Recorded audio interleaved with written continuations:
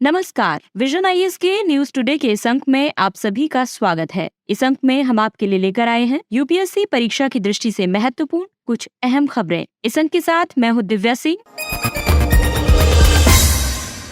आइए सबसे पहले बात करते हैं इस अंक की खास खबरों के बारे में। केंद्रीय मंत्रिमंडल ने नेशनल क्वांटम मिशन को मंजूरी दी। संयुक्त राष्ट्र जनसंख्या कोष ने state of world population 2023 report जारी की। भारत यूनाइटेड किंगडम वित्तीय बाजार संवाद की दूसरी बैठक लंदन में आयोजित हुई। भारत में सुप्रीम कोर्ट समलैंगिक विवाहों को वैध बनाने से संबंधित कई याचिकाओं पर विचार करने के लिए सुनवाई कर रहा है। कृषि और किसान कल्याण मंत्रालय ने साथी पोर्टल और मोबाइल ऐप लॉन्च किया। और मणिपुर में हिंसा भड़की, सुरक्षा बलों और कुकी इंडिपेंडेंट आर्मी के लड़ाकों के बीच हिंसक मुठभेड़ हुई। और आइए अब खबरों पर विस्तार से चर्चा करते हैं।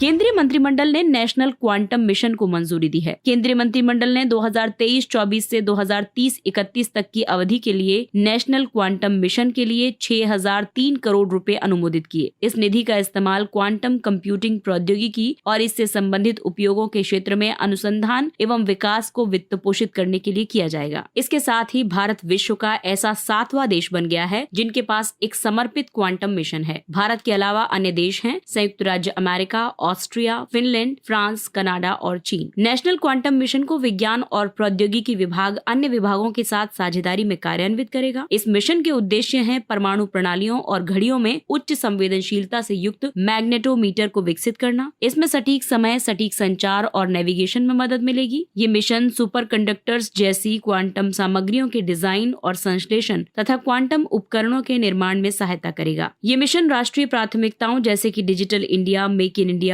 स्किल इंडिया, आत्मनिर्भर भारत को मजबूती प्रदान करेगा। और आइए अब आपको बताते हैं कि राष्ट्रीय क्वांटम मिशन आपको क्या क्या डिलीवरीज प्रदान करेगा, यानी कि उसकी सेवाएं क्या क्या होंगी। ये मिशन 8 वर्षों में 50 से 1000 फिजिकल क्यूबिट की क्षमता वाले मध्यवर्ती स्तर के क्वांटम कंप्यूटर विकसित करेगा। ये कंप्यूटर सुपर कंडक्टिंग और फोटोनिक तकनीक जैसे विविध प्लेटफॉर्म्स पर विकसित किए जाएंगे। देश में 2000 किलोमीटर के रेंज में ग्राउंड स्टेशनों के बीच उपग्रह आधारित सुरक्षित क्वांटम संचार नेटवर्क स्थापित किया जाएगा। अन्य देशों के साथ लंबी दूरी की सुरक्षित क्वांटम संचार सुविधाएं स्थापित की जाएगी। क्वांटम कंप्यूटिंग, क्वांटम संचार, क्वांटम सेंसिंग एवं मेट्रोलॉजी और क्वांटम सामग्री तथा उपकरणों के क्षेत्र में शीर्ष शैक्षणिक और राष्ट्रीय अनुसंधान एवं विकास संस्थानों में 4 थीमेटिक हब्स स्थापित किए जाएंगे। क्वांटम टेक्नोलॉजी भौतिक विज्ञान का एक क्षेत्र है। ये क्वांटम मैकेनिक्स के सिद्धांतों का अनुपालन करता है। क्वांटम मैकेनिक्स परमाणु या उप परमाणुविक स्तर पर पदार्थों और ऊर्जा के व्यवहार का वर्णन करता है, जहाँ भौतिकी के क्लासिकल नियम लागू नहीं होते हैं। राष्ट्रीय क्वांटम मिशन के लाभों की बात करें तो वैज्ञानिक और औद्योगिक अनुसंधान एवं विकास के शुभारंभ, पोषण और विस्तार में मदद मिलेगी। क्वांटम टेक्नोलॉजी के क्षेत्र में जीवंत और नवोन्मेषी इकोसिस्टम का निर्माण होगा। क्वांटम टेक्नोलॉजी आधारित आर्थिक समृद्धि में तेजी आएगी। इसके अलावा क्वांटम टेक्नोलॉजी और इसके उपयोगी उत्पादों के विकास में भारत को एक अग्रणी देश बनने में मदद मिलेगी।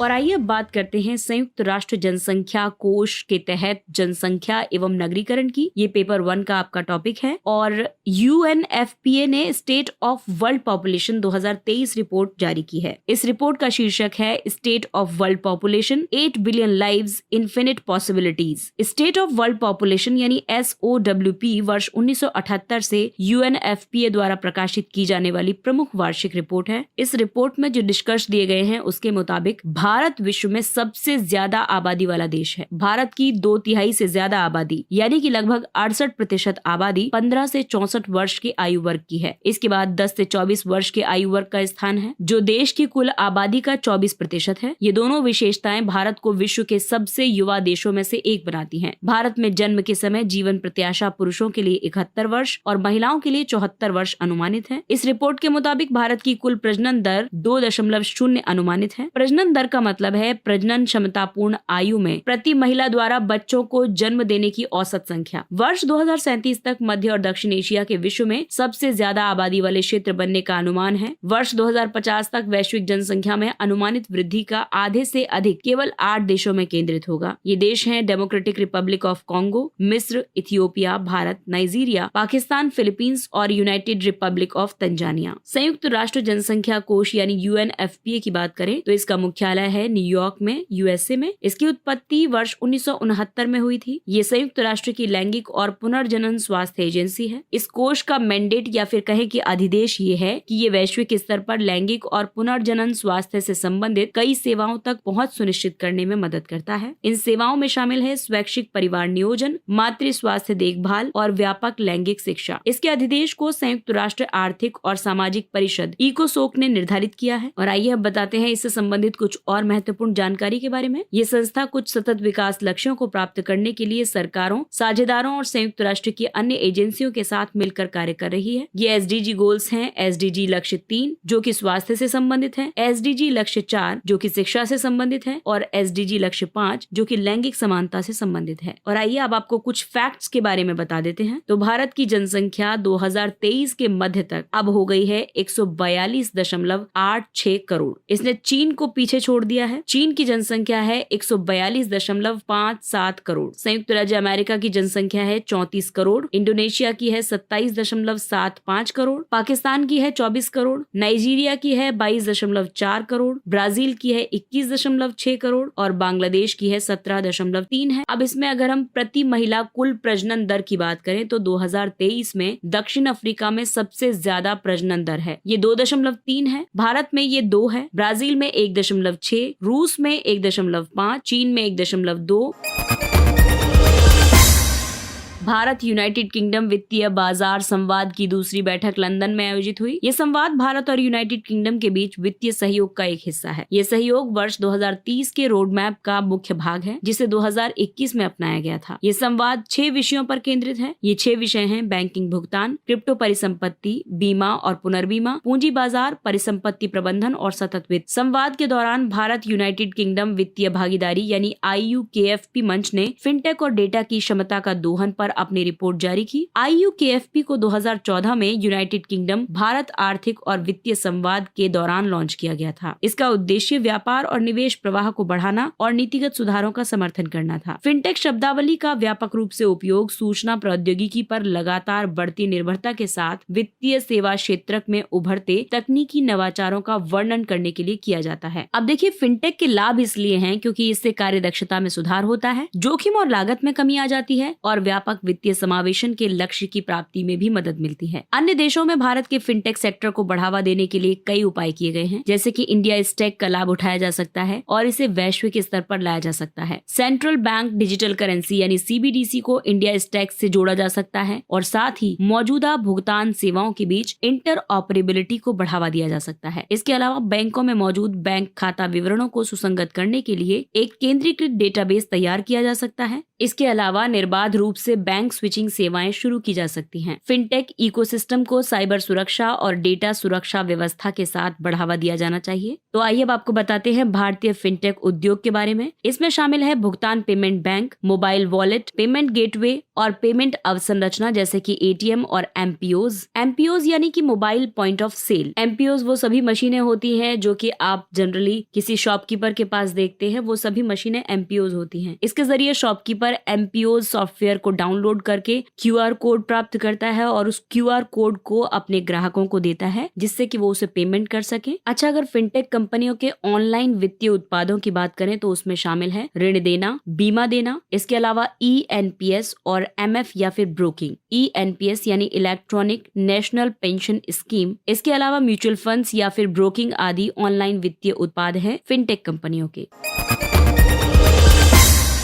और आइए अब बात करते हैं समाज के उस वर्ग की जो कि हाशिए पर जी रहा है और जिसने मुख्य धारा में आने के लिए एक लंबा संघर्ष किया है और अभी भी लगातार उनका संघर्ष अनवरत जारी है। तो बात करते हैं LGBTQ समुदाय की। भारत में LGBTQ समुदाय के अधिकारों से संबंधित सुप्रीम कोर्ट के निर्णय के बारे में बात करते हैं। हाल ही में सुप्रीम कोर्ट देश में समलैंगिक विवाहों को वैध बनाने से संबंधित कई याचिकाओं पर सुनवाई कर रहा है। सुप्रीम कोर्ट के प्रमुख निर्णयों में इस संबंध में कई बातें कही गई हैं। तो आइए बात करते हैं उन सभी मुद्दों की, उन सभी याचिकाओं की और उन पर सुप्रीम कोर्ट ने क्या कमेंट किया है उनके बारे में। सबसे पहला वाद रहा नालसा बनाम भारत संघ वाद 2014। इस फैसले में संविधान के अनुच्छेद 14, 15, 19 और 21 के तहत ट्रांसजेंडर व्यक्तियों के अधिकारों की पुष्टि की गई। साथ ही आईपीसी की धारा 377 को बरकरार रखा गया। इसमें ट्रांसजेंडर व्यक्तियों की पुरुष, महिला या तीसरे लिंग के रूप में लैंगिक पहचान को कानूनी मान्यता दी गई थी। दूसरा वाद आता है केएस पुट्टास्वामी बनाम भारत संघ वाद 2017। इसमें निजता के अधिकार को मौलिक अधिकार के रूप में मान्यता दी गई है। तीसरा केस है शफीन जहां बनाम भारत संघ 2018। इस मामले में अपने जीवन साथी को चुनने के अधिकार को स्वतंत्रता और गरिमा के मौलिक अधिकार के एक पहलू के रूप में मान्यता दी गई थी। इसके अलावा अन्य मामला है शक्ति वाहिनी बनाम भारत संघ 2018। जीवन साथी चुनने के अधिकार को मौलिक अधिकार के रूप में मान्यता दी गई और इसे अनुच्छेद 19 और 21 का अभिन्न अंग माना गया। इसके अलावा नवतेज जौहर बनाम भारत संघ 2018 मामले में अदालत ने पुष्टि की कि LGBTQ समुदाय के सदस्य भी समान रूप से नागरिक हैं और साथ ही इस बात को भी रेखांकित किया गया कि लैंगिक रुझान और लिंग के आधार पर कानून के अंतर्गत कोई भेदभाव नहीं किया जा सकता। बीते वर्ष एक और केस आया, दीपिका सिंह बनाम केंद्रीय प्रशासनिक अधिकरण 2022। कोर्ट ने एटिपिकल यानी असामान्य परिवारों को मान्यता दी। इसमें क्वेयर विवाह को भी मान्य घोषित किया गया था, यानी कि जिनको समाज में किन्नर के नाम से जाना जाता है उनके विवाह को भी मान्यता घोषित की गई। इसके अलावा कोर्ट के मुताबिक ऐसे परिवारों को पालन पोषण की पारंपरिक भूमिकाओं तक ही सीमित नहीं किया जा सकता है।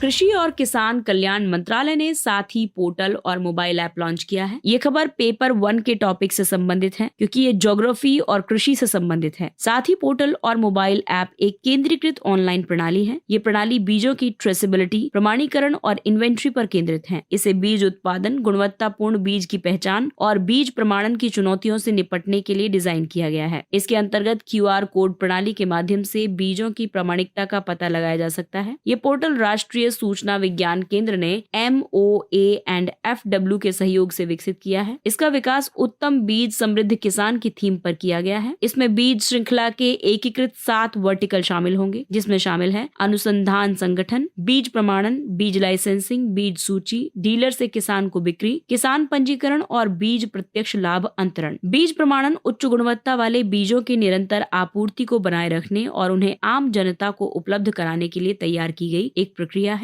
वैध प्रमाणीकरण वाले जो बीज हैं वो केवल वैध लाइसेंस प्राप्त डीलरों द्वारा ही केंद्रीय रूप से पंजीकृत किसानों को बेचे जा सकते हैं। ऐसे किसान सीधे अपने पूर्व सत्यापित बैंक खातों में DBT के माध्यम से सब्सिडी प्राप्त करेंगे। भारत में बीज प्रमाणीकरण को कानूनी दर्जा बीज अधिनियम 1966 द्वारा दिया गया था। भारत में बीज प्रमाणन स्वैच्छिक है, लेकिन इसकी लेबलिंग अनिवार्य है। भारत में किसानों के लिए गुणवत्तापूर्ण बीज और रोपण सामग्री की उपलब्धता सुनिश्चित करने के लिए पौधा किस्म और कृषक अधिकार संरक्षण प्राधिकरण की स्थापना की गई। इस प्राधिकरण को PPV&FR अधिनियम 2001 के तहत स्थापित किया गया है। बीज प्रमाणीकरण से संबंधित मुद्दों की बात करें तो इसमें कम शेल्फ लाइफ होती है। इसके तहत प्रमाणित बीज केवल एक सीजन के लिए ही बेहतर माने जाते हैं। अगले सीजन में उपयोग किए जाने से पहले उन्हें फिर से सत्यापित करने की जरूरत होती है। बीज की गुणवत्ता को नियंत्रित करने के लिए प्रभावी निगरानी तंत्र का अभाव है। इसके अलावा अवसंरचनात्मक कमियों के कारण प्रमाणित बीजों तक पहुंच की कमी है। प्रमाणित बीजों की मांग की प्रकृति अनिश्चित है। बीज प्रमाणीकरण में इन सभी मुद्दों का सामना किसानों को करना पड़ता है।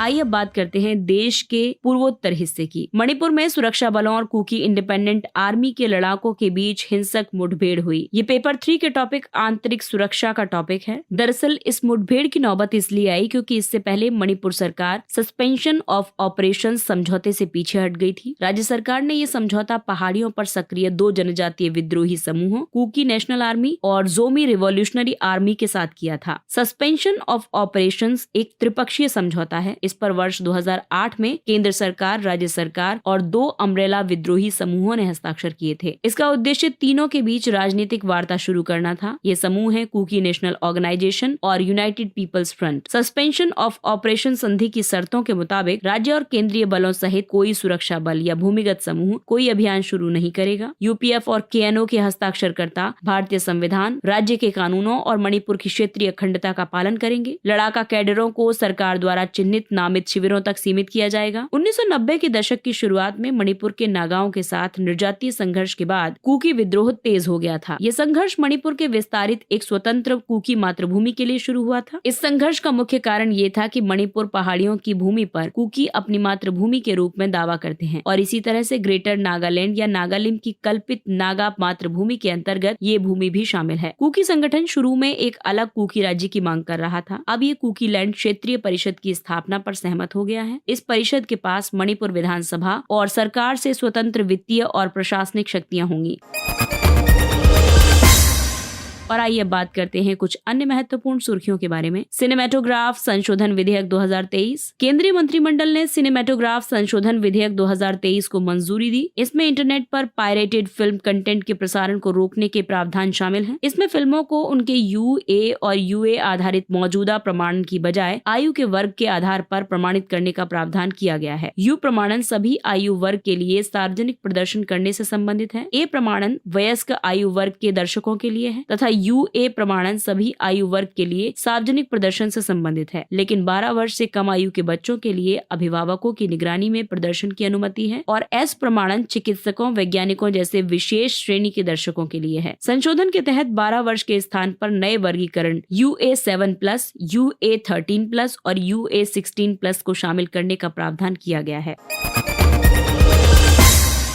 मिलेट्स और अन्य प्राचीन अनाजों पर अंतर्राष्ट्रीय अनुसंधान पहल। G20 के कृषि क्षेत्र के प्रमुख वैज्ञानिकों की बैठक के दौरान अलग अलग प्रतिभागियों ने स्वस्थ लोग और ग्रह के लिए सतत कृषि एवं खाद्य प्रणाली के लिए सर्वसम्मति से महर्षि पहल के शुभारंभ का समर्थन किया। इसका सचिवालय भारतीय कदन्न अनुसंधान संस्थान यानी IIMR हैदराबाद में स्थापित किया जाएगा। इसमें इक्रिसेट, CGIAR केंद्र और अन्य अंतर्राष्ट्रीय संगठन तकनीकी सहयोग प्रदान करेंगे। ये पहल अंतर्राष्ट्रीय मिलेट्स वर्ष 2023 के साथ कृषि जैव विविधता, खाद्य सुरक्षा और पोषण के संबंध में अनुसंधान तथा जागरूकता पर ध्यान केंद्रित करेगी। मिलेट्स को पोषक अनाज या सुपर फूड के रूप में जाना जाता है। इन्हें मुख्यतः समशीतोष्ण, उपोष्ण कटिबंधीय और उष्ण कटिबंधीय क्षेत्रों के शुष्क क्षेत्र में सीमांत भूमि पर उपजाया जाता है।